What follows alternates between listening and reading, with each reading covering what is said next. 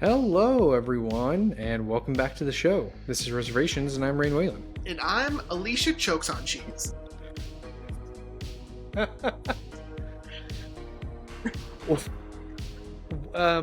Yep. So many questions. I know. There's a story that goes along with it. So, my mother-in-law, Alicia, Haley told me the story about when she was younger. Her mom was eating a cheese stick from Sonic while she was driving, and she choked on it, and she was trying to get the cheese out. But of course, it's really stretchy, and so she couldn't get the cheese out. You know. So that's already kind of funny, right? But what's really fun is that every time Haley tells a story, she'll go, hey, "Yeah, she's so stupid. She don't know how to cheese stick, that idiot." It has nothing to do with her intelligence. She just joked, and she goes, "Nah, she's stupid," and that makes me laugh every time. You know, when you said Alicia, and again, I've only met Haley's mom once, or no, twice, at the rehearsal and then the day of Gil's wedding. But as soon as you said Alicia, I kind of had the thought of Haley's mom. Yeah. Mainly, I think it's mainly because I don't know many Alicias. She's the only Alicia I really know. So, yeah. That's honestly, though, as funny as the story is, it is kind of terrifying. Like trying to, it's terrible, right? Trying to get it, but you're constantly, dude, fuck that. What's so funny about it is, imagine the terror and the panic of trying to get the cheese stick out of your, out of your windpipe, and then, from that moment on, your daughter just calls you a dumb piece of shit because you can't. I mean, what's worse? I know it's really. I mean, that story is less of a comedy, more of a tragedy, but it's makes you laugh. Yeah. What's worse, choking on the cheese stick or having your daughter for the rest of your life be like, "Yeah, my mom's a fucking idiot. She's so dumb. She choked on a cheese stick." I mean, it's so funny. So. When now that I'm doing the names again for the season, she goes, "Oh, write down Alicia Chokes on Cheese." You got it. That's really good, and I'm glad there's a story. Because God, could you imagine if like a newcomer to the show hears that, and then you're like, that's my fake name for this episode. That's it. And they're like, wait, what? There has to be a story. And there's like no story. It's like how I feel with Smosh reads Reddit stories and there's no update. For those of you listening, YouTube channel I really got Jeremy into called Smosh. They have it's a podcast on their channel where Shane, one of the cast members, reads just crazy Reddit stories. Each episode has a theme, and sometimes I get really invested in the story, and I'm like, oh, please. Like, Ashley has sat on the couch next to me, witnessed me, fingers crossed, like, oh, please let there be an update. Let there be an update. And spoiler alert, I would say 7 out of 10 times there's no update, and I'm just like, oh. I did see a thing about that where this girl's like, Shane on Smosh Reads Reddit stories be like, today's theme is red flags, and with me today is the biggest red flag pieces of shits I know, and it's his wife and his boss. Yeah. Dude, Shane, you want to talk about intros, dude? Shane knows how to intro a fucking podcast. Well, and speaking of podcasts, welcome back, everyone. Right, we're doing one now. Well, we kind of needed to fill. I needed to fill the time to a little bit. So before we get into the episode, I just want to briefly talk about it, even though I haven't finished it. Ashley and I, for dinner, we were watching the documentary Not Just a Goof, all about a Goofy movie, which everyone should know, Zach, that not only have you and I done that movie for the podcast, but we both very much Genuinely love that Well, I've movie. seen it Um, probably 100. oh, dude, same, Yeah, if not more. yeah. I mean, my love for that movie also extends to music. Uh, I pre-ordered the vinyl, the reissued vinyl that Disney made for the 30th anniversary, which should Wow. hopefully be shipping in a couple of days, hopefully. But anyway, not just a goof. It's just really cool because it's made by these two filmmakers who genuinely love the movie, and they just wanted to make a whole documentary about how it got made, behind the scenes. And interestingly enough, one of the guys is the nephew of the director of the movie. Oh, So he just called up his uncle. Literally, he calls him, yeah, my uncle Kevin. And he was like, "Hey, we're gonna do a documentary. Do you have anything?" And he literally like pulls up a tub. He's like, "Yeah, here's all these VHSs I made behind the scenes cool. while we were making the movie." Yeah, it's really cool. I haven't finished it. I'm at the part in the documentary where they're talking about sort of the resurgence of the love of this movie. Because yeah, they talked about the premiere and how not very, it's known that critics didn't like it. It was Insane. a box office bomb. It's insane. Um, Doesn't make yeah, any sense. it truly is. It truly is. Um, what's really funny, Kevin, the director, um, mentioned how he got like calls from some of his close friends being like, "How dare you change Goofy? How dare you give him emotions?" Because their whole thing was they wanted Goofy to be more than just this sort of, goofy character that just who's the slapstick goofball. They wanted him to have more depth. And yeah, I'm not gonna we're not gonna get into that because I'll be talking for hours. But Well, let me ask you this before we move on. yeah, Do they talk about, because I every once in a while I'll stop and I'll think, you know, that music video on the VHS before the movie starts um, was awesome, and it was a banger. But Dr. Looney's yeah, did they yeah. did they bring that up at all? Because it's As a far banger. as I I know, love it, obviously. Um, it's at the very beginning. I guess the guys who made the documentary rewatched it yeah. on VHS, and that their VHS, of course, has that music video at the beginning, and they're like, "Oh yeah, that's right. It starts with this," and that's it. That's all they've mentioned so far. Because it kind of goes out of left field. I don't know what, it wasn't promoting a movie or a TV show or any sort of, like general Disney IP. I mean, it was just a music video, you know. Yeah, and I did a while back because I was like, "Man, what was that band?" They're like a children's band, like, so I'm sure Disney was like, "Cool, slap it on there." Sure. Um, but Freaking wild. yeah.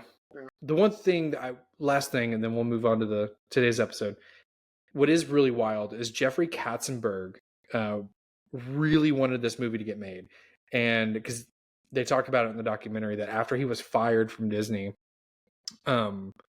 they lost all support for the movie, and that they all kind of realized that Jeffrey was really going to bat for them. So, but I mean, if he silver lining, if he hadn't gotten fired from Disney, we probably would have never gotten Shrek. So, but anyway, well, moving on to the actual movie we need to discuss today. Jeremy, what are we talking about today? Yeah. So today we are discussing Andrew Dominik's adaptation of the assassination of Jesse James by the coward Robert Ford. I told mom I texted you this. I told mom we were doing that, and she was like, "Oh my god, I'm watching it," because she truly loves this movie. Mm-hmm. She was like, "It hands down." She's like, "Hands down, it's probably one of my favorite movies I've ever seen." Yeah, And I was like, I mean, it's obviously probably Andrew Dominik's best movie. mm-hmm. It depends on how you feel about Killing Them Softly. I know that Blonde is too divisive. That'll Yeah. never be considered his best movie. But Killing Them Softly is a phenomenal movie. I think it's really, really good. It's well executed, and it's definitely has an interesting message about the American economy and morality and crime.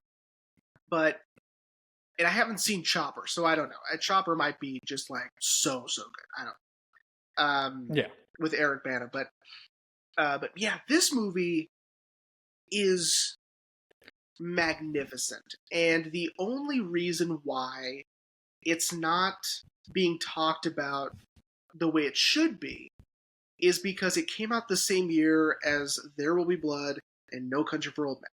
So Oh shit. you're done.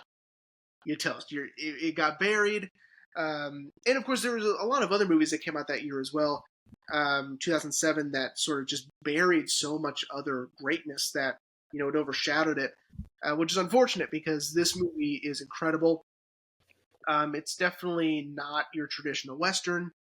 Um, it takes its time. It's very introspective. It's poetic. It's I mean, it is slow, but it's just because it's long, I guess. Yeah.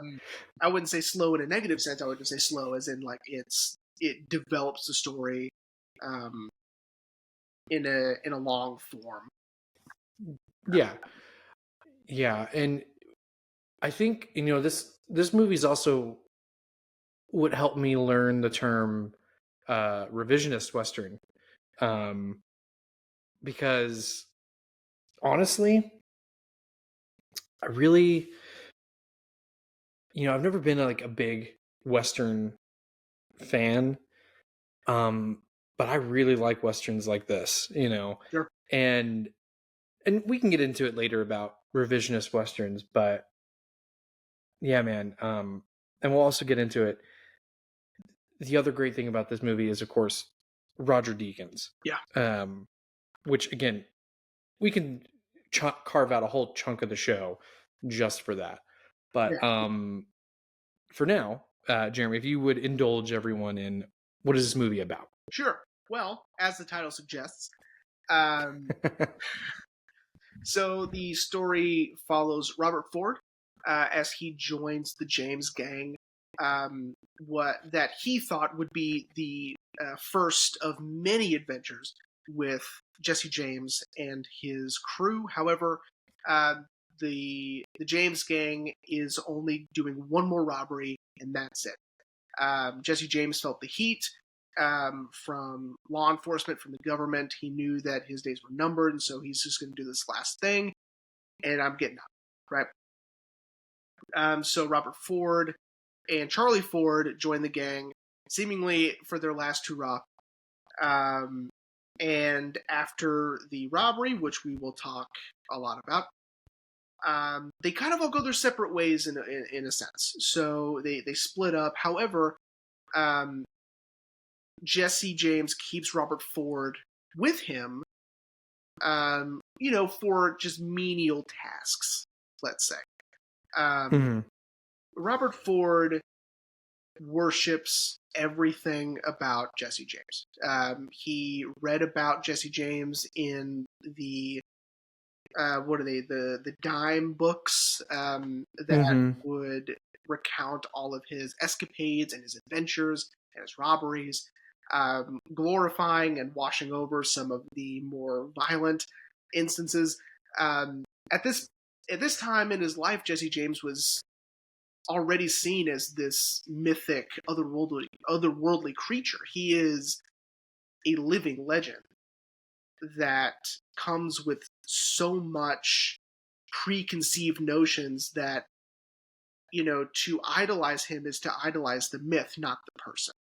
And so Robert Ford, while hanging out with James throughout the rest of the 7 months, it starts to crack. That myth starts to crack and crumble as he starts to notice who Jesse James really is. He is not this Robin Hood figure. He is not this steal from the rich and give to the poor sort of person. He's not this gentleman bandit. He is a violent criminal, and one that sees him as less than, just like everyone else does. Jesse James sees Robert Ford as creepy and strange and annoying and in the way, like everybody else.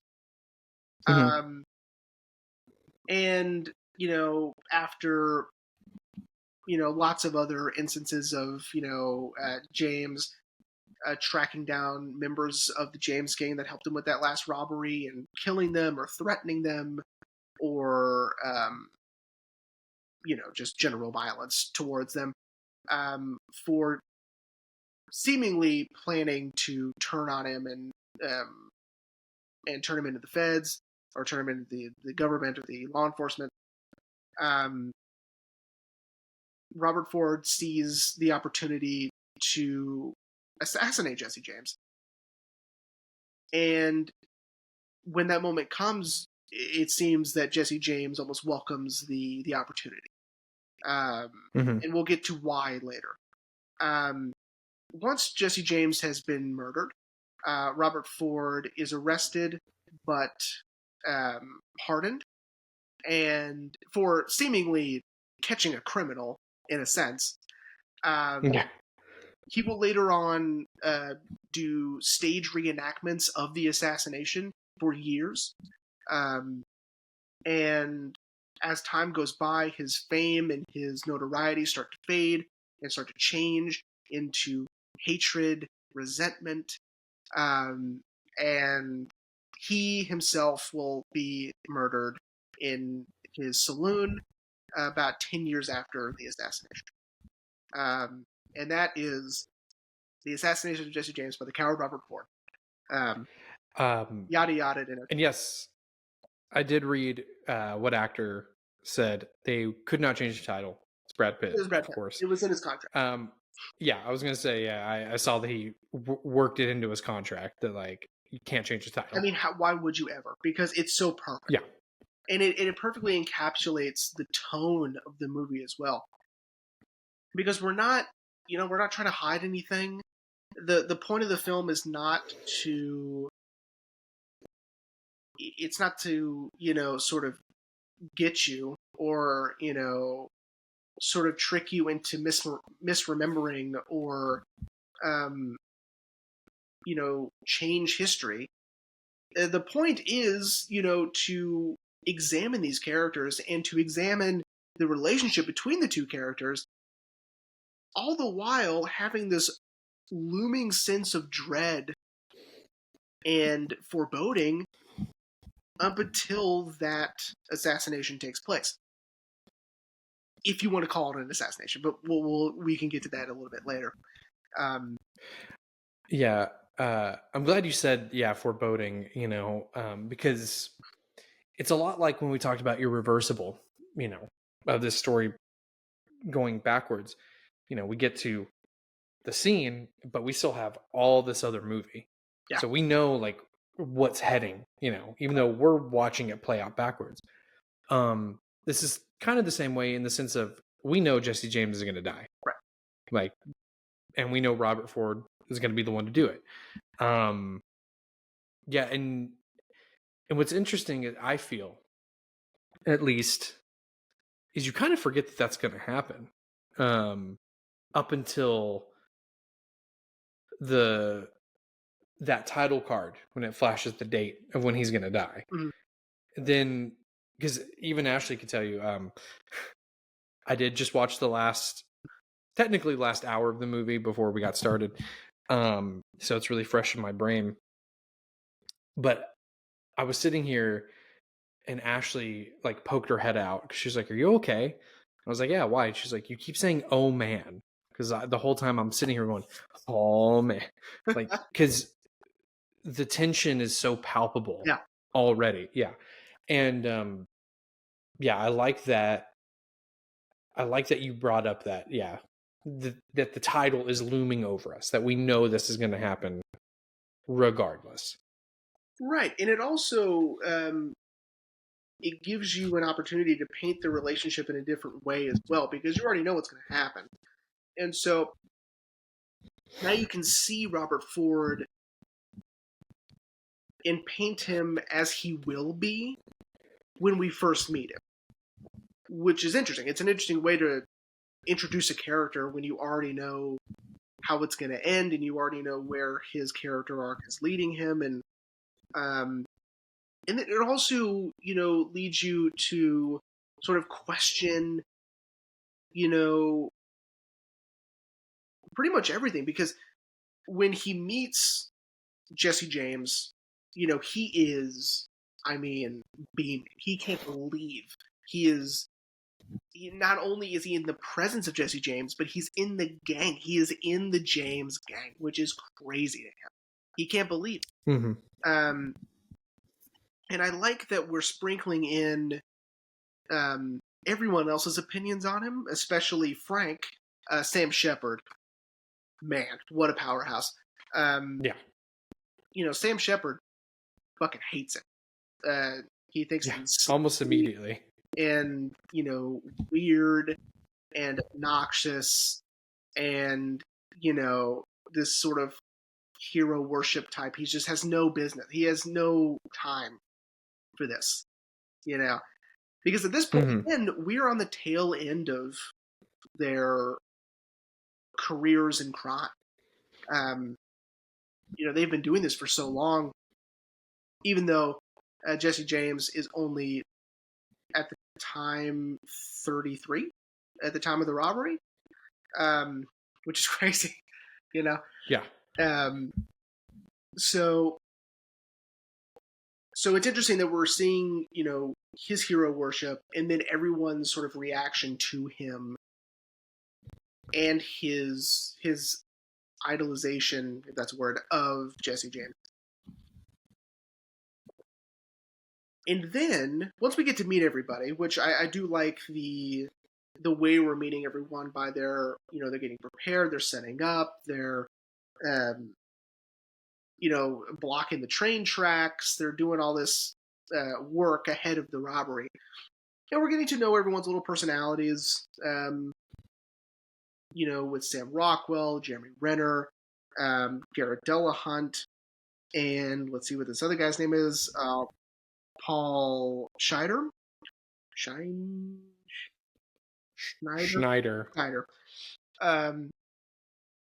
From Parks and Rec and The Newsroom, Paul Schneider. And so I like how they're, they're bonding because they're all not original members. The only original members are Jesse and Frank. Everyone is either dead or in prison.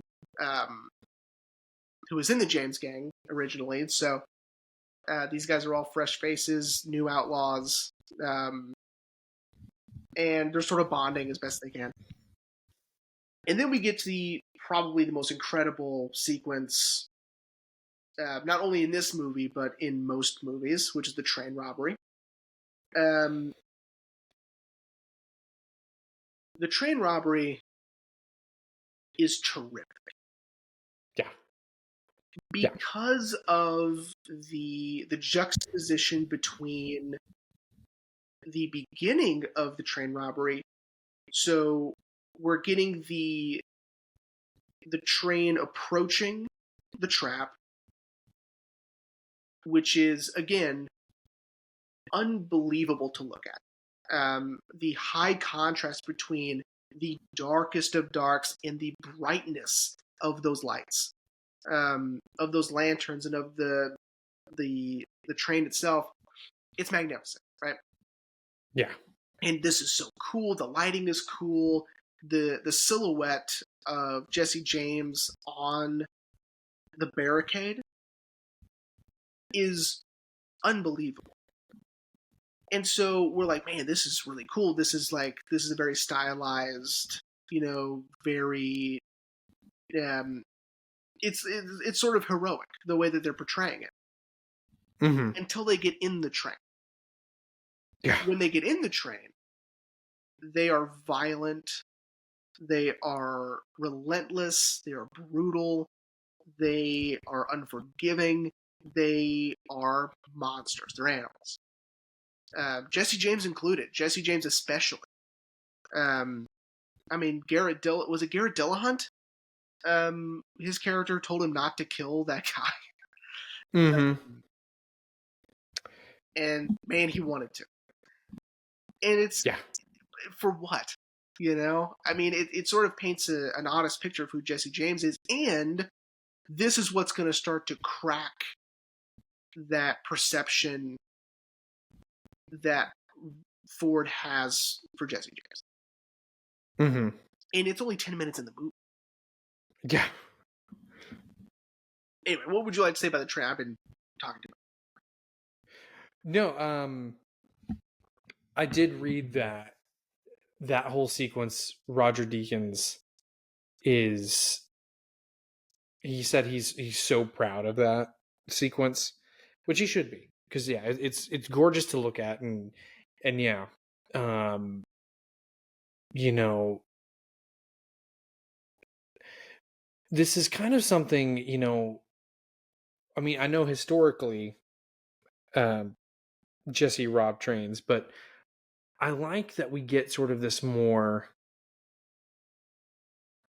really like not Hollywood train robbery. You know what I mean? Mm-hmm. Um, that yeah, everyone is brutal. You know, um, Jesse especially, um, and it seems again more grounded. And it's just like what a way to sort of begin everything.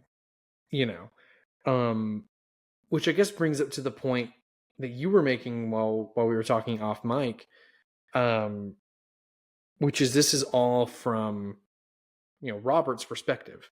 So of course this would be kind of badass Yeah.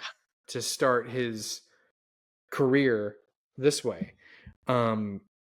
Which I wanted to point out too. I did read because I was curious. To use mob terms, Charlie is made within the James gang. Mm-hmm. Bob is not. Right. That's why he keeps asking for sidekick. Can I be your sidekick? Yeah. Because he wants to be essentially on retainer.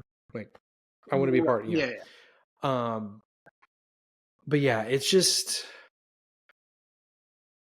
yeah. This 10 minutes tells us everything that we need to know about these two men, about Jesse and about Robert, and it's so effective that you're hooked almost immediately. Yeah, I mean, I think a big part of that is getting hooked is a little bit before the train robbery, which is the opening narration of Mm-hmm. describing who Jesse James is to those who idolize Jesse James. Um, he's talking about, how, when you're in the presence of Jesse James, rains seem to fall straighter, clocks seem to slow.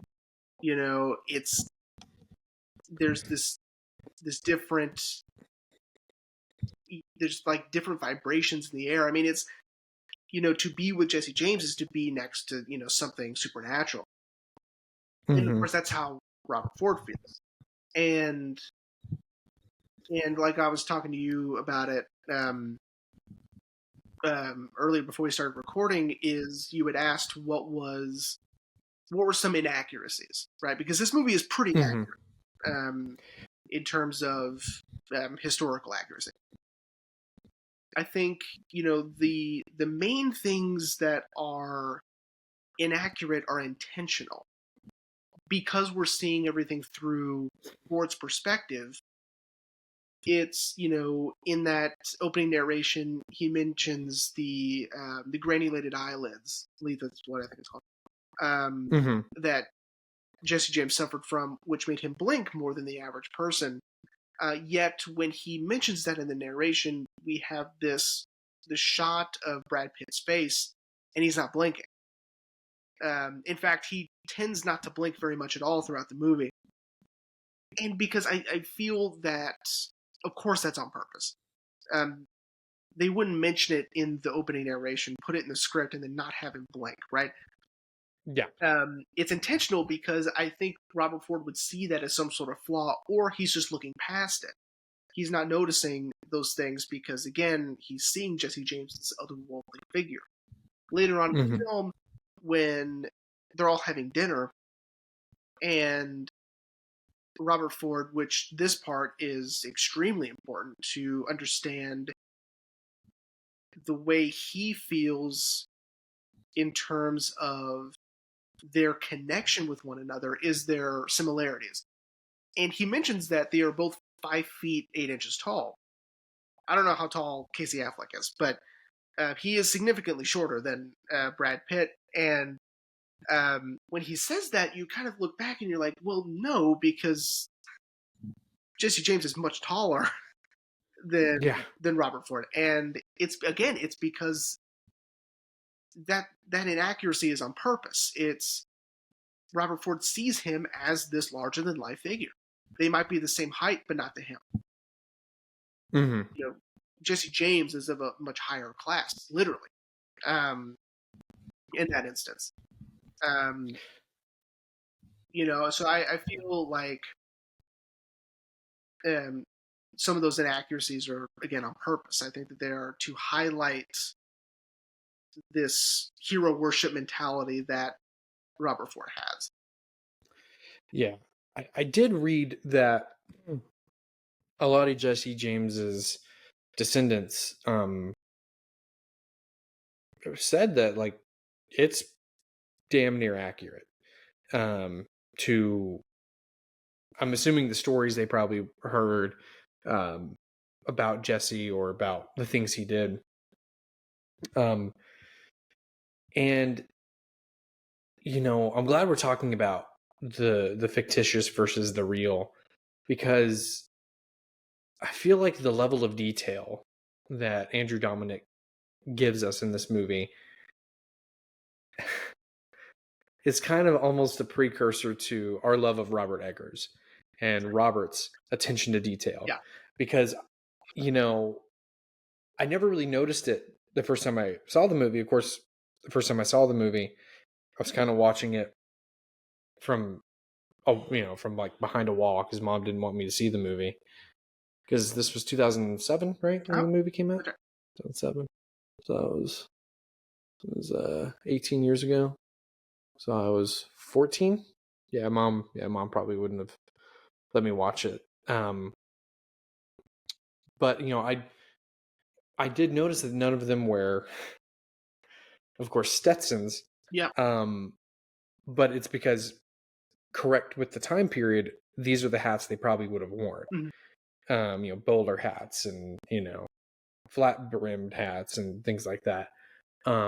Which again is a part of that revisionist Western that I mentioned at the top of the show, which, for those of you who don't know, because I learned about this while rewatching the movie, is it's kind of meant to, it doesn't romanticize the West, as I feel like I'm about to call out a bunch of people, but like John Wayne era Westerns. Yeah, sure. Which, yes, those I'm sure, those are of course very iconic. They set the tone for Westerns in Hollywood, but of course they were very overly romanticized, but anyway, my point being is the attention to detail and the whatever was fictitious, it just works so well. And again, I think that's something that Andrew Dominic does very well, which is blending real life with fiction. Of course, Blonde is his magnum opus in that department. Because I think you and I talked about it. It's like obviously 95% fake, Yeah, and 5% real. But it gives you. I watched a video where I wish I could remember the YouTube channel, but someone, I think you may have sent it to me. I don't remember. But essentially saying that like the reason why he does this is it gives us more of a three-dimensional person. Yeah. The same goes for this movie. Going back to the title looming over us, the audience, we still get to see Robert Ford as a three-dimensional person, not as an assassin, a murderer, a coward. Same with Jesse James. And I think it's because we have those inaccuracies melding with the accuracies of the person who really lived. And I think that just makes the movie infinitely better. I couldn't think of a more, I guess, sophisticated word to use, but it elevates the movie Yeah. more. Yeah, I mean, yeah, because we have these preconceived notions of Jesse James already, Mhm. and most of that's just from Ford talking about Jesse James and how he sees Jesse James and how we're being shown Jesse James. But then, we have the accurate, real depiction of him, which is of this, yeah, I guess he was kind of cool to hang out with sometimes, but if you cross him, he's an animal. Mhm. Like he beat the shit out of that kid, his cousin, yeah. Yeah. Because he was looking for someone that he felt betrayed him and was going to turn him into the government. And I mean, that's who Jesse James is. I mean, he's a criminal. He's a murderer. Yeah. The opening narration even says that he never felt bad for his robberies, his murders, anything. He didn't feel bad for it. This is just who he is and what he does. And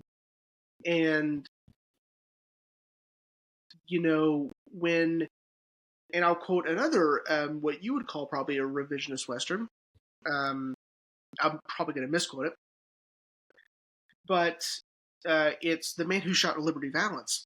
And at the end, the guy said, when given the opportunity to print either the truth or the legend, you print the legend. And so, with that in mind, you have all of these books and all these articles and all of these pieces of media that paint Jesse James as this hero, this Robin Hood-like figure, someone to idolize and someone to look up to, while again wiping away sort of the less than favorable things that he does and did, and it's interesting, and it does harken back to that The Man Who Shall Live Balance line, which is you print what people want to hear at the end of the day. And so Robert Ford already has the wrong idea of who Jesse James is from the beginning.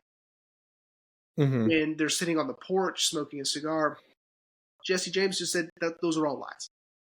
All those books you read about me and Frank and the gang are lies. It's made up. I mean, that's not who we are. And what's weird is Ford already saw for himself that he's right. Those stories are romanticized and fictionalized versions of these robberies and of these murders, which is really interesting. Yeah. I mean, and the movie itself even, kind of doubles down on that. Like, in the last 30 minutes of the movie, after, Robert has, killed Jesse, people are still, talking about the legend of Jesse James. And, like when Robert's at that bar and the cameo from the brilliant Nick Cave. Yeah, the composer of the score, is singing of this legend of Jesse James, and also, in a way, mythologizing Robert Ford as well, In a negative way, of course. In a negative way, but yeah, and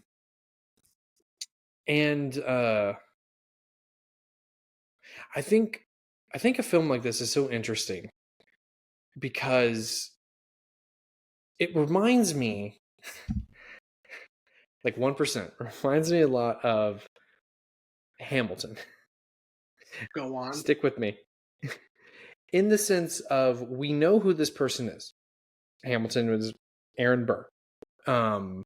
these villains, I'm using quotes for the people who are listening. We know who these villains are in American history and even American folklore. But we get the opportunity to see them as human. Again, with Hamilton, Lynn wrote Aaron Burr as this very complicated individual. Same with this film, that Robert is very, he's idolized Jesse for so long, and he, is sort of like the shy, meek kind of person who just wants to prove himself, and then of course he's also capable of terrible acts, like when he just straight up executioner style kills Wood, Jeremy Renner, almost out without batting an eye, and then once it sinks in, you can tell he is sort of like, holy shit, what did I just do? Yeah. But the point I was making is I really like the opportunity, and again, going back to what I just said about, Andrew Dominic using fiction with reality, is, again, we get to see Robert Ford as a human, not this villain who killed Jesse James, Well, and then again, it is this. It's where the title sort of comes into play in a unique way, which is he's not a coward in the traditional sense. Okay, so when you think coward, you think someone who doesn't want confrontation, runs away, hides, hides under the covers with the sign of any sort of conflict or any sort of violence, whatever. That is not who Robert Ford is. Robert Ford will jump at the chance to prove himself, and does so. I mean, he kills Jeremy Renner. Yeah, he kills Hawkeye. We should probably learn his name. Woodhite. So he murders Woodhite, right? I mean, kind of in self-defense, whatever. That's a gray area, but that's not something a coward does. Okay? What I love about the implication of using that word, coward, is because that's who he becomes in the legends of the years following the assassination. He is said to be a coward because, and we'll get to all this, I guess, now, he's a coward because of how he treated the events afterward. He's a coward because he went on stage and murdered Jesse James 800 times in front of audiences for years. He's a coward because he wanted the fame. He wanted the recognition. He wanted to be known for something. He went looking for it. He found it. He took the opportunity.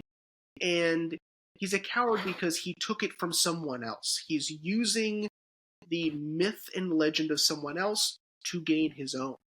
And that's why he's a coward. And so that's why I really like the use of that word specifically, because they could have said the assassination of Jesse James by Robert. They also could have said the assassination of the American legend Jesse James by the coward Robert Ford, right? They could have made it even longer, because that's essentially what he did. He took an American living legend, a myth, and murdered him, used that notoriety and recognition for his own personal gain. And that, of course, after a while, starts to dawn on people around him. And they start to recognize that's what's happening. And that's what did happen. And that's how Robert Ford even becomes a household name. It's all just stolen. And I mean, it's incredible work that this film does. outlining all of that, especially in the timelines. So the first, I would say, 2 hours and 20 minutes are 7 months. The last 30 minutes is 10 years. So, and again, it goes back to, what people say about Jesse James. It's like when you're in his presence, time seems to slow. And so when you're with Jesse James, when we're with Jesse James, that time is drawn out, right? This is where the link comes into play with the actual narrative storytelling, which is we're spending so much time with Jesse James, even though it's such a short amount of time. In it's not even a full year. Yeah. But when he's gone, and when Robert Ford gains that notoriety and fame, 10 years goes by in a blink of an eye. Something that I'm sure he wasn't expecting, because I think that's also supposed to be from his perspective, that just the years are just flying by and that he can't catch his breath and he's not, gaining the notoriety that he wants. He can't hold on to it. It's gone. But when it's gone, it's not replaced with obscurity. It's replaced with hatred and resentment, which is not what he wants. Yeah. But it's probably what he deserves. Yeah. And it's, again, it's,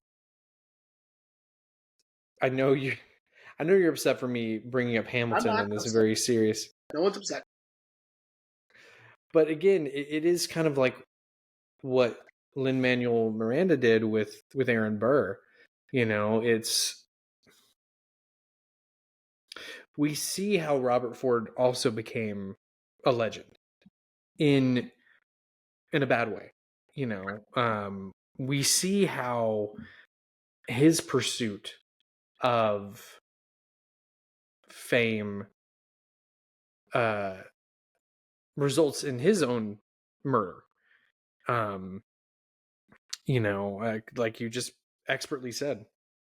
And of course, and then there's also the question I asked you off mic is, if people already are beginning to hate him, why are they going to his saloon and his, and his workhouses and things like that?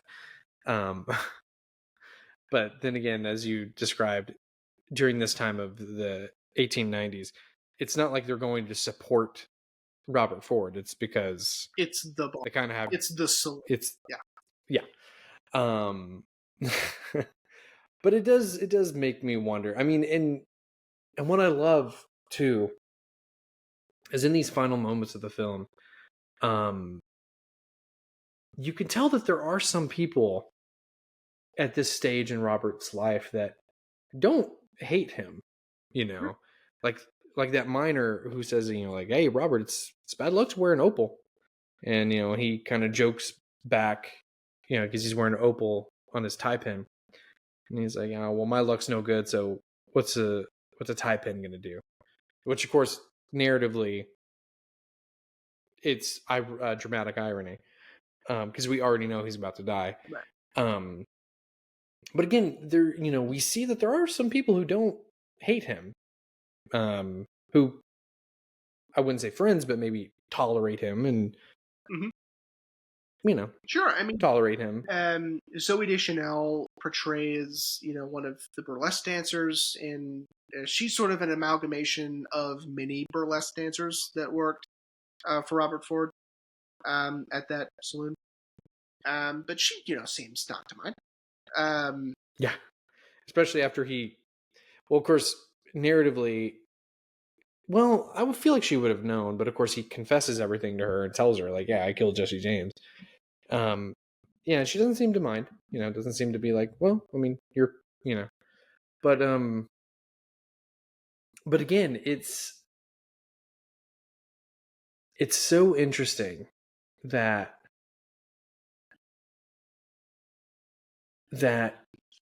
taking it back to reality for a second, that the legend of Jesse James, is still so relevant, not relevant. people know the name Jesse James, but people also know the name Robert Ford in, like what I just said, a similar context, but not a good context.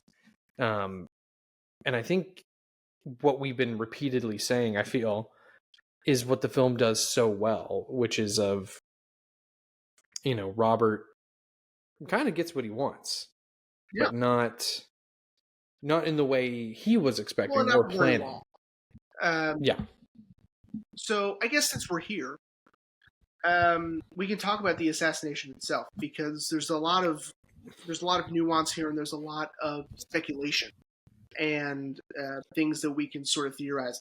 Um, so, of course, in this part of the story, the Fords, their backs are against the wall. They fear retaliation from Jesse James at this point because they are, you know, in cahoots with members of the gang. Of if things go south, they're gonna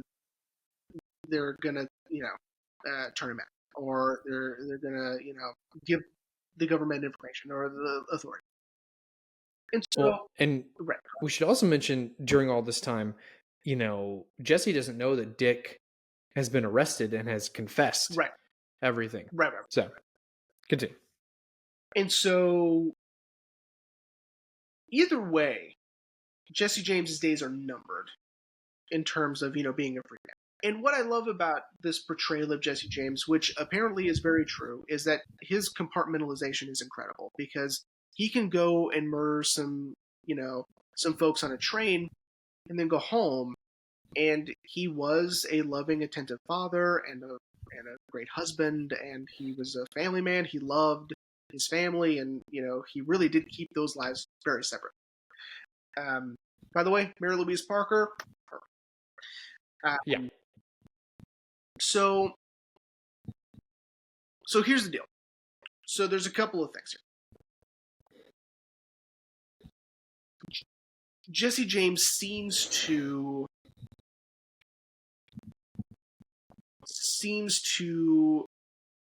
want to be assassinated. Okay, he is Mm-hmm. he is guiding Ford to this conclusion. Okay, you can argue he's been doing it since the beginning. I read somewhere that, and I loved the phrase that he was grooming his own killer. He was grooming his own assassin, basically, Okay. from the beginning. Like he knew that his days were numbered. He's not going to be doing this forever. But the reasons why are really interesting, and we can try to decipher and discuss because I like the idea of him sort of knowing the trajectory of notoriety and how that works. Mm-hmm. That if he dies now, he'll never be seen as anything less than a legend, a myth, and a hero.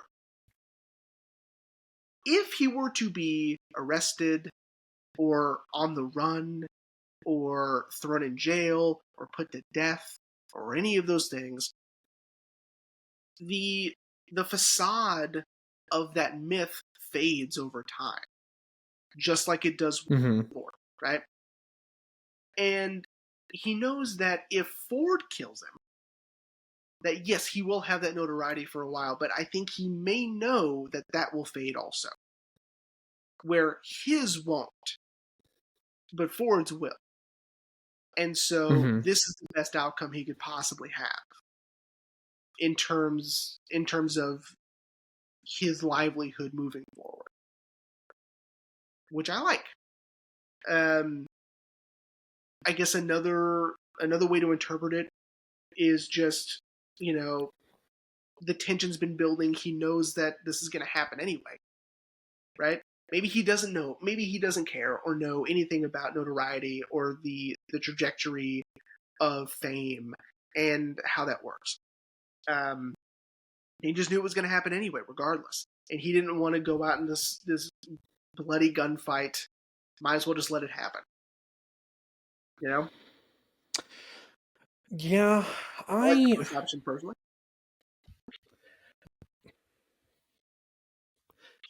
that to me gives him a lot of credit. It does. And not saying that Jesse James, Yeah. in context of this of the movie, Right. not saying that what we haven't seen he hasn't earned that credit, but I do agree that he kind of was like, this is the only way out. I I don't know, because I do have a lot of questions too. Like, he put his guns down, so obviously he knew that one of them was going to kill him. That was the only option. But the other thing, I felt that Robert had 10 days to bring him in dead or alive. Mm. But it does make me wonder if this was the 10th day and they kind of had no option. We have to kill him. I don't know, man. I just Jesse obviously wanted them to kill him. I guess I have more questions than answers. Sure. And would like to know the reasoning, Yeah. Because again, it's complicated. It's a really interesting choice. And I guess by all accounts, that's what happened. So, so it's interesting because obviously we'll never really know. But yeah, you're right. He took his guns off, and of course, earlier in the film, we know that he's never without his guns, and nobody can sneak up on him. And I think when you think back on those moments, that he's sort of, again, like, there's something to this, letting Ford think he has the upper hand, letting him think that he's getting to know, like Jesse's like, I'm gonna have him believe that we're growing closer. I'm gonna let him believe that he can sneak up on me, or that he, is chipping away at who I am as a real flesh and blood person. But really, I'm keeping him around because, I'm going to need a way out eventually. And I think from Robert's perspective, I think that, Roger Ebert in his review, and the review title is funny. I'd go read it just because it's something along the lines of, please, oh my God, don't tell me if he's going to die and by whom,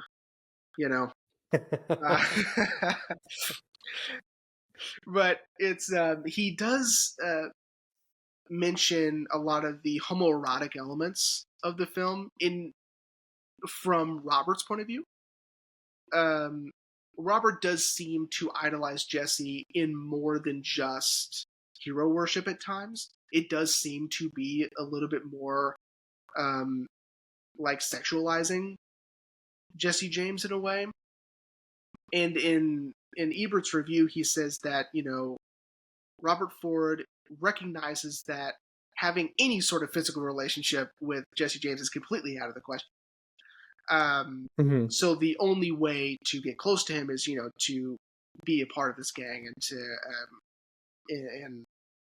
to gain his trust and his friendship. And I think at the end,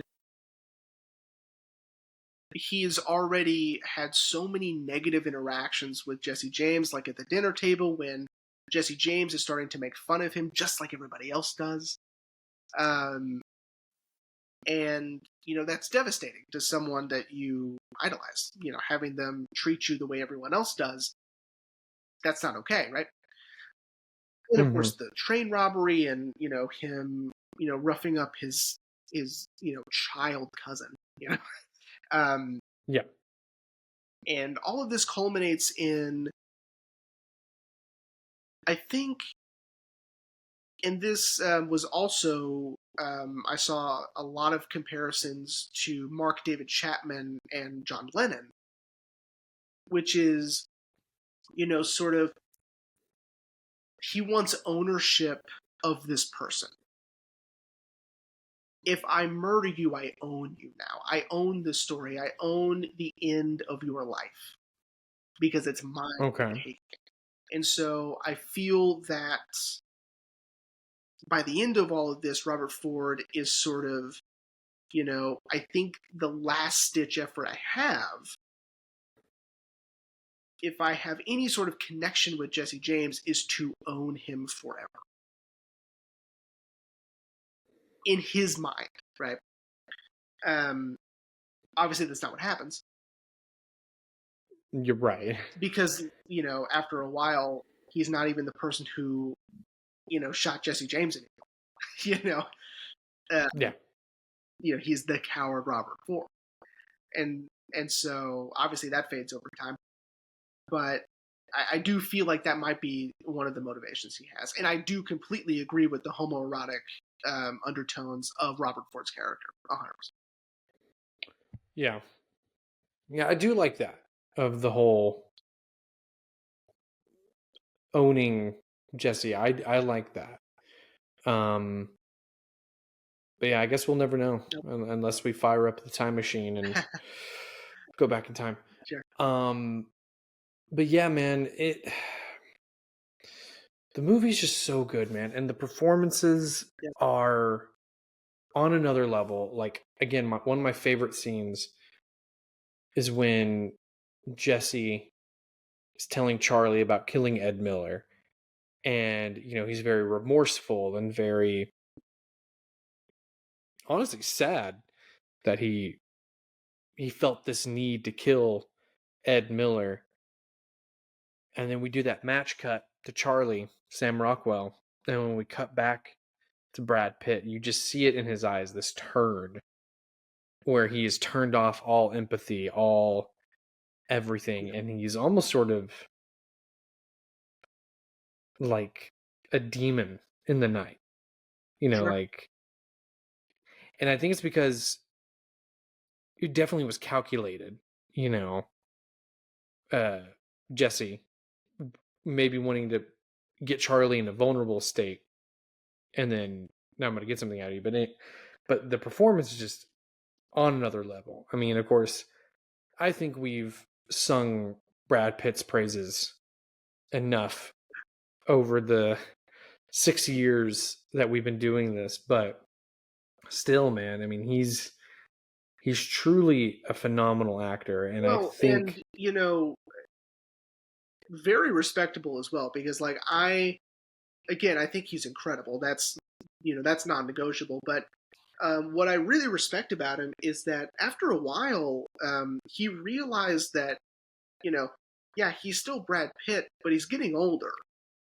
And so he took acting classes after a while because he goes, I can't just, this isn't going to be enough after a while. I need to learn how to do this and write. And that's, incredible respect for that, because he truly loves it. And he loves just filmmaking in general. Like, there are interviews with him and Kevin McCarthy, who's someone that I really look up to in terms of film interviews. He's amazing. He comes up with the most incredible questions. And he and Brad Pitt were just talking about cinematography for a little bit. I mean, it's, like, Brad Pitt knows his stuff, yeah. And his casting is perfect in this. Because in 2007, he is Brad Pitt, Yeah. And Casey Affleck is also the most perfect casting, because he's Casey Affleck, or he's Ben Affleck's little brother, Yeah. So we already have that that knowledge of the actor within this role, which is, brings an extra layer. Yeah, I agree, because, Casey, I hadn't seen much of Casey up until this point. The two movies that come to mind that I know he did before this movie was American Pie 1 and 2. And Good Will Hunting. He was a good. Oh, that's right. But, and then of course, Sam Rockwell, who I did know from Charlie's Angels. Oh, I don't know. Well, and also Galaxy Quest. Oh yeah.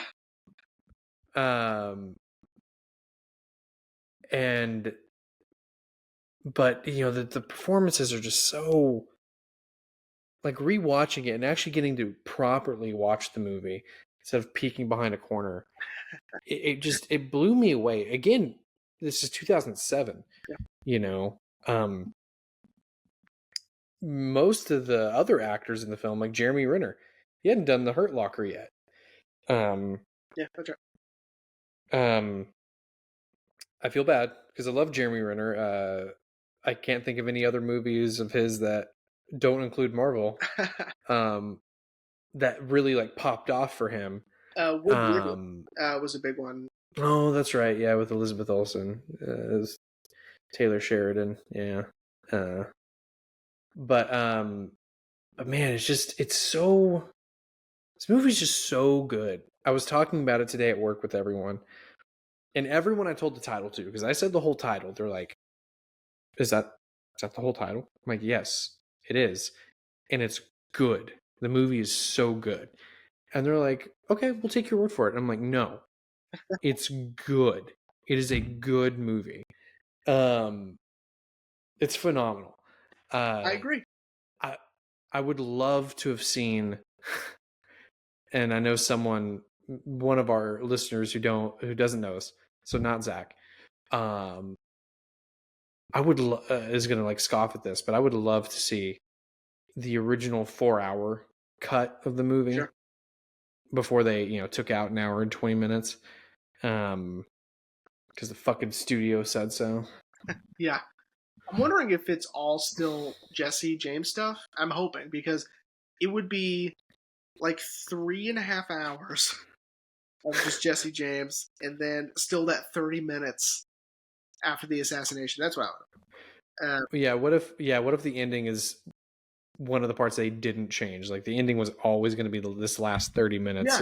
Yeah, I'm hoping so. I'm hoping that would be the case, because like it's such a powerful statement of his life after Jesse James. And one more thing to say. Oh, the score. Nick Cave, dude. He wrote the score before they started shooting the movie, which I really liked, and I think it really helped because he's scoring the idea, he's scoring the concept, he's scoring the story, and he's not scoring to fit a scene, Mm-hmm. So I think it really helps with the overall tone of the movie itself. It's a brilliant score. And yeah, he is the cameo. He is that bar patron with the guitar at the end of the movie. Yeah. The score is phenomenal, dude. Like it really brings up the tension, and it's so good. With that being said, buddy, are you ready to wrap up? I am. This is one of those movies where, oh man, I have an oops, I forgot. Oh, okay, that's fine. Because we didn't even. Oh man, I didn't even get to sing its praises as much as I wanted to, which is the narration. Oh yeah. Well, here's what I love: this idea of sparse, omniscient narration. It reminds me a lot of Magnolia. Okay. Of Ricky Jay's narration in Magnolia, and it's so brilliant. And of course, in this case, it's showing this poetic tragedy of the idolization of Jesse James in that narration, and then with Robert Ford's at the very end, it's he's saying there will be no funeral. No one's going to pay 25 cents to stand where he grew up. No one is writing stories about him. No one will eulogize him at the funeral.